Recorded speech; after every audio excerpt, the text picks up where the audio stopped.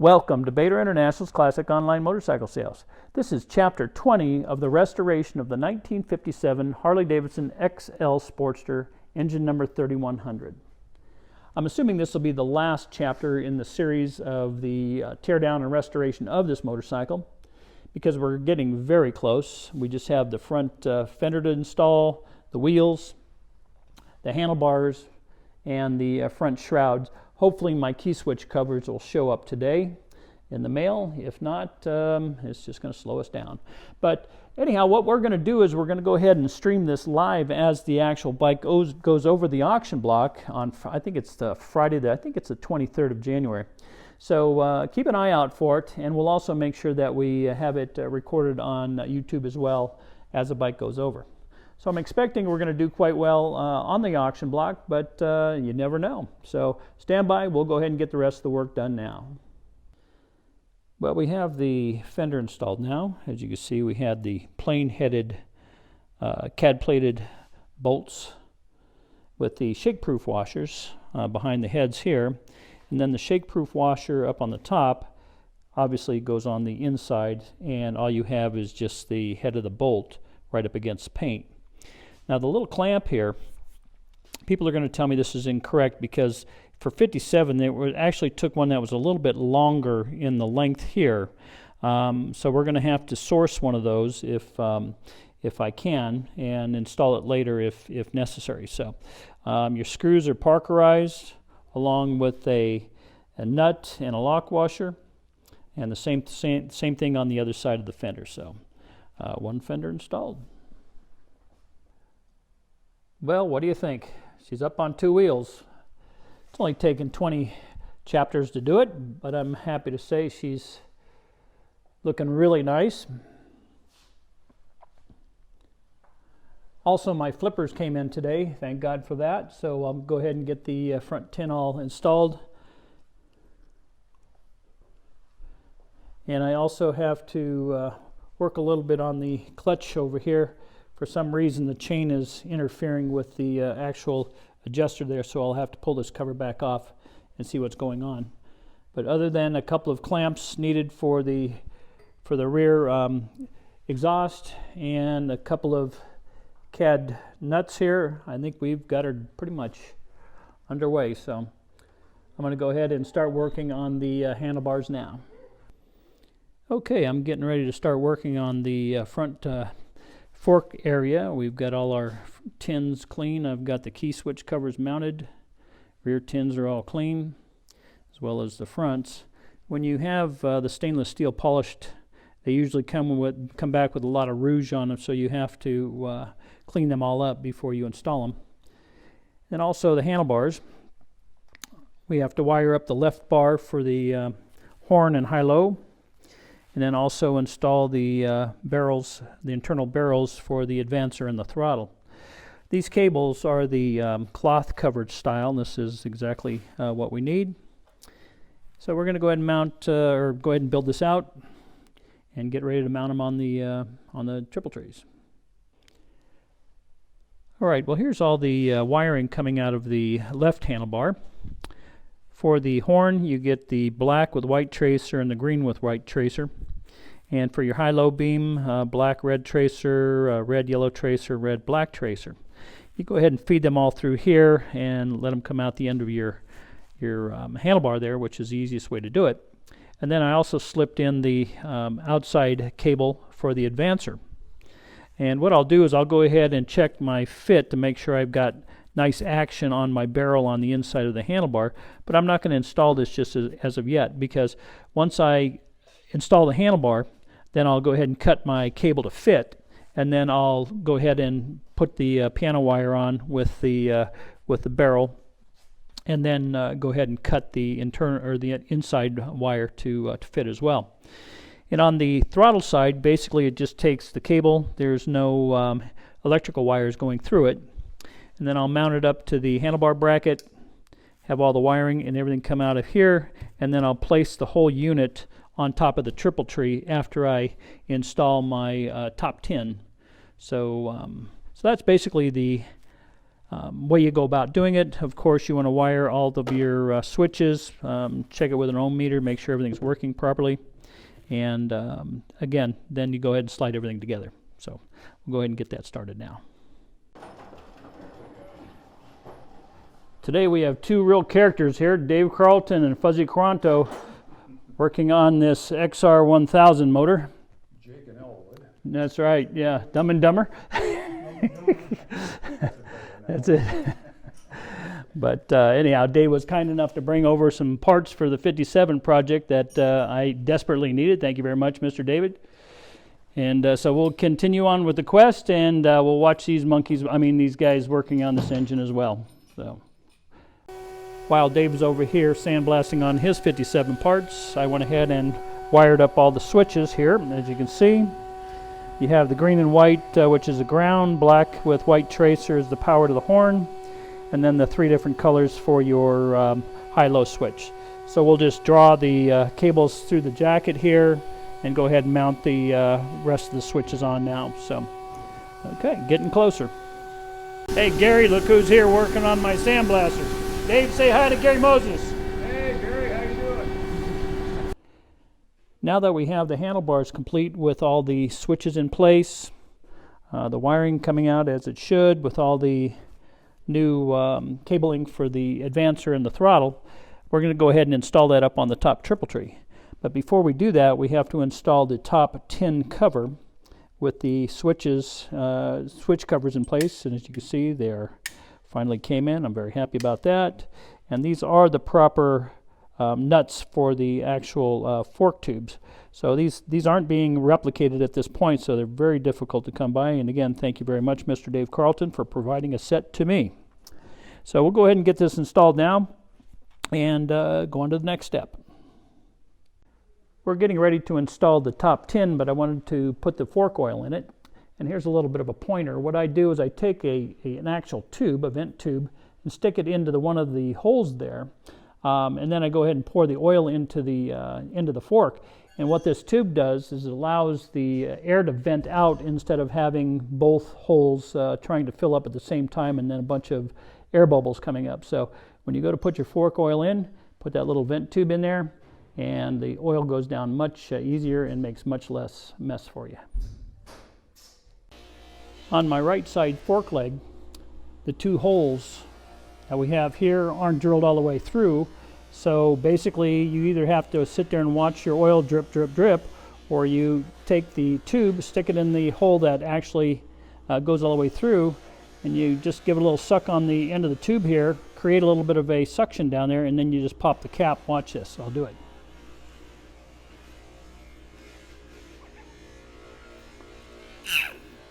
Goes right down. So anyhow, this is just another little trick of the trade. Now that we have the fork oil in the legs, we're ready to install the front or the top tin. And as you can see, I have tape where my flippers move so I don't score the stainless steel. I went ahead and I chased all the threads on the caps to make sure they go down easily. So we'll take this and we'll install it right on top of the top triple tree, and you make sure that everything beds down nicely where the actual cap is going to go. So then let's go ahead and get our caps. And we'll install them. And basically that will be, we can leave these loose because basically all we need to do is make sure that this tin is on before we put our handlebars on. So in case we have to adjust anything, we can, and also when you go to put your front and your back tins on, you'll want this loose so you can fit everything up. So anyhow, that's one step closer. Now that we have the top tin in place loosely, we're going to go ahead and install the handlebars. All of the cables and wires drop down through here, and then we'll be able to go ahead and tie up all of our electrical, put everything to bed in here, and then go ahead and put our tins on. So we'll get that done now. Well, there we have it. One set of handlebars installed. When you do go to tighten down your pinch bolts for your handlebars, the cable guide basically gets set like this on the left side, and on the right side is basically the opposite, as you can see. So just make note of that. That's how it works. Also, on your cabling, your throttle and your advancer wire comes down to the left-hand side of the neck, and on the right-hand side is where your wiring comes through, as you can see here. So now I'll have to go ahead and cut to size and then go ahead and put them on the proper terminals. So that'll wrap that up. So then I'll tighten up all my wiring, make sure everything is done properly, and then we can go ahead and install our front tins. So there we have it. Now that we have the handlebars completed, I went ahead and wired up the loom that was coming off of the horn and the high-low beam. I tightened down all the terminals. You have two terminals that are actually not being used. I think it's number 23 and number 12. And on the ignition switch on the right-hand side, there's also one post that's not being used. I think that is post number 3, but we'll have to double check. So we're going to make sure that all of our lights work. We're going to have to make sure that we have spark to the points, make sure the horn works, and then we'll go ahead and throw the tin on and get that front completed. And then we'll move on to a few of the remaining items, like throwing the throttle and the advancer on, and the front brake as well. So it's looking good, almost done. While checking all my lights and stuff like that, I couldn't get one of my beams to work. I had a high beam, I think it was, and low beam wasn't working. So I was falling back on my switch to make sure it was okay, and it was. So basically I jumped back onto the schematic here, and this is what I found out. There's actually a, what can I say, this is a bit misleading. If you take a look at this switch here, you would think that the Bakelite terminal would be left wire, center wire, right wire when you go to solder everything up. Now the left wire, as you'll see, goes all the way up. It's the red with black tracer, goes to the number 1 terminal on the left ignition switch or the light switch. The second wire, which is the black with red tracer, goes over to 21. And then the third wire coming out is red with yellow, goes over to terminal, I think it's 22. So what I found was, being that only one terminal was working, I basically took my red with the black tracer and swapped it out with the black with the red tracer, and I got both beams. So the bottom line is, even though it shows left, middle, and right off of your Bakelite or your high-low beam switch, these two wires are incorrect. It should be the red with the black tracer should go to the center post. So anyhow, this is where I made my mistake. So I'm swapping out these two wires, the red with black and the black with red, and I got both beams. So when you go to wire this up, just note that the red with black tracer needs to go in the center Bakelite area, and the black with red tracer needs to go to one of the sides. Okay, so that's just a little bit of a note that I found out, and if that saves you a little bit of time in your restoration, this video is worth putting out for you. Now that I believe I have all the wiring correct, let's check it out. We have the battery charger hooked up to the battery shell. I don't have a battery in it at this point. Okay, let's turn on the ignition. Got oil and generator light. Let's check the brake light. Working, okay. And I know I have spark to my points, so let's go ahead and turn on the ignition switch to the right. Got low beam, high beam, tail light, brake light, and there you have it. So all the wiring is correct. Everything is buttoned up. We're going to go ahead and put the front shroud and the rear shrouds on now, tighten up the headlight, and that portion of it should be completed. And then we'll move on to finishing up the cabling. And I think, gosh, I think that might be it, believe it or not. So glory be, we're almost done. Now the proper procedure on how to install the front tin is you basically take your headlight and loosen it up as much as possible with the big nut on the back, as you can see here, and just let it sort of dangle. You slide the tin in behind the actual headlight itself, slide it up underneath the top tin, and basically it's in position. And then after you do that, tighten up your headlight, make sure that you do that. And then you go ahead and install the rear tins. Again, very simple, put them on, slide them up underneath the top and behind the front tin, and then go ahead and put your 3 screws in, 1, 2, 3, and then basically the front end is complete.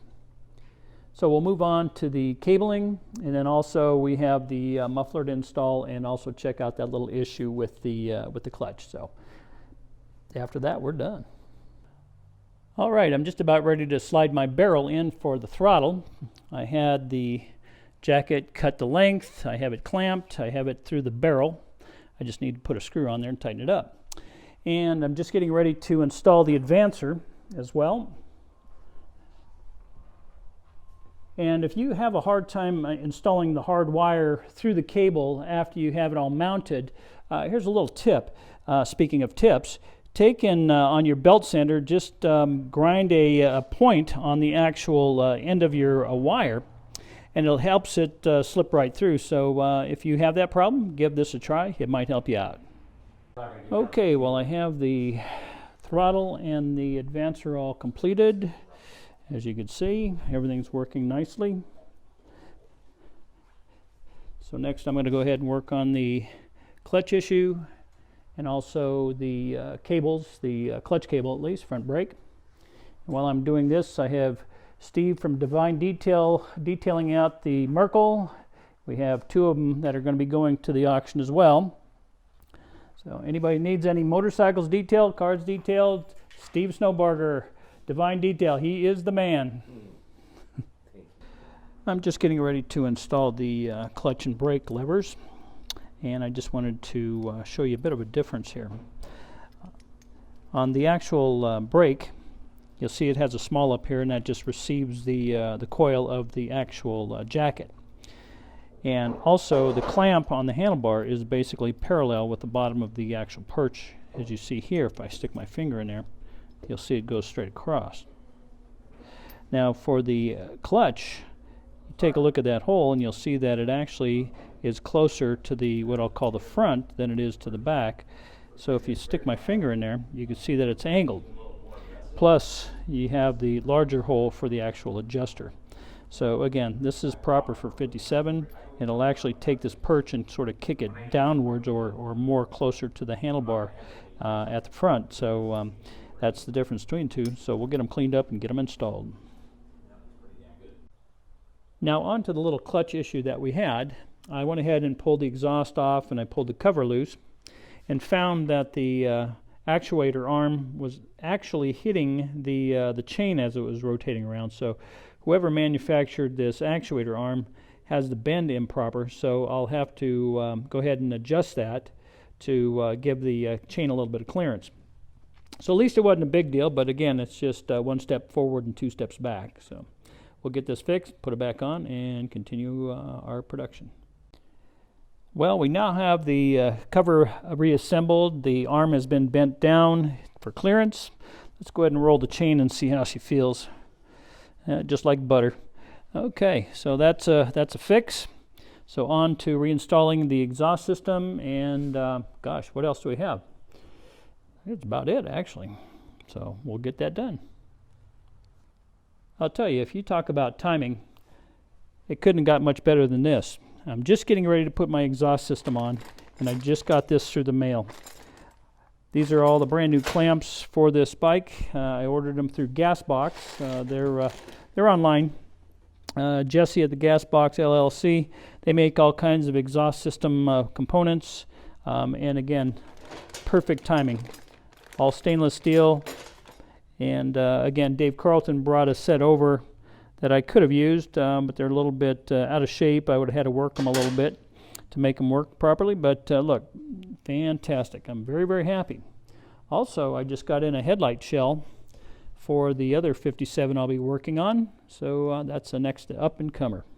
So the gods are smiling at us. Well, guess what? We're done. 1957 Harley Davidson XL engine number 3100 is now in the history books.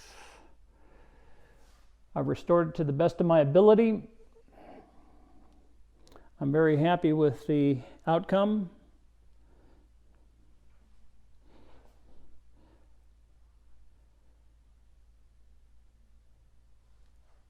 And it only has a few little minor faux pas that I need to correct. If I can do it before it goes over the block, great. If not, she'll sell with the way she is. This screw is incorrect. It should be a flat-headed bolt, actually, with a slot. And what else? The oil tank cap is incorrect. This is a little bit later year, and I thought I could swap it over with the long wings, but there's a discrepancy in the ID of the actual cap itself, and you can't use the longer winged screw caps or the screws to work with the later caps. The two bolts for the hold down on your foot peg arms, these should be 1038 CP. I ran out, so they're just blank-headed ones. And last but not least is this little bracket here. This should be about another 1/8 inch long from the fender out, so I do know that that is incorrect. If I can find them, I'll get them installed. If not, that is the only issues with this bike whatsoever. So what we're going to do now is we're going to go ahead and take her outside, get her out in the sunlight, do a little nice walk around video, and then we'll call this project complete. Well, I really don't know what to say other than I'm very happy to have this bike completed. I had fun restoring it. I hope you had fun watching the videos. I think it turned out very nice.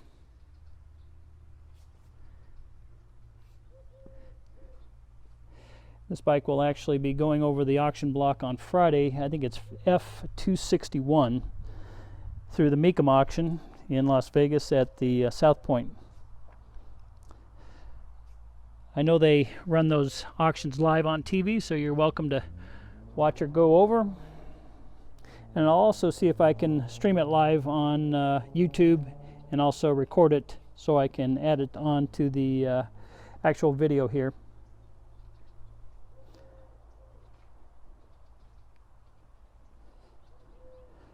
I can't tell you exactly how many hours I have in the resto. I'm afraid to look. Can't tell you exactly how much money I have invested in it, but I think we're going to do quite well over the block.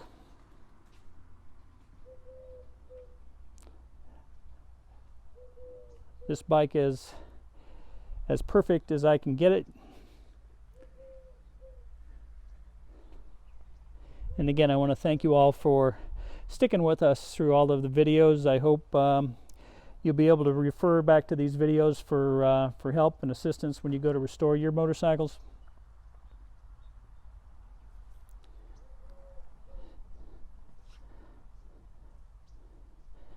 And I want to put a shout out to my good friend Dave Carlton. He always is a great help with regards to the restoration of these. He's a good friend of mine. We've been friends for well over 30 years. Gary Moses, thank you very much for the parts needed. And Jimmy Shreud, which actually built or did the machining on those special nuts. Thank you very much, Jimmy. As well as my very good friend Sid Russell. He's my local machinist here. Good old boy, good friend. So let's keep an eye out on the auction, and hopefully we'll do well. If you have any questions on the restoration, please feel free to give me a call. And also, of course, hit the thumbs up button on the YouTube, hit the subscribe, go to our website, batorinternational.com, B-A-T-O-R, international.com. Hit the subscribe button there for our mailers. So this ends up Chapter 20 and the full restoration of the 1957 Harley Davidson Sportster. Again, thank you very much for sticking with me, and I sincerely hope you liked what we did. We'll see you in Vegas.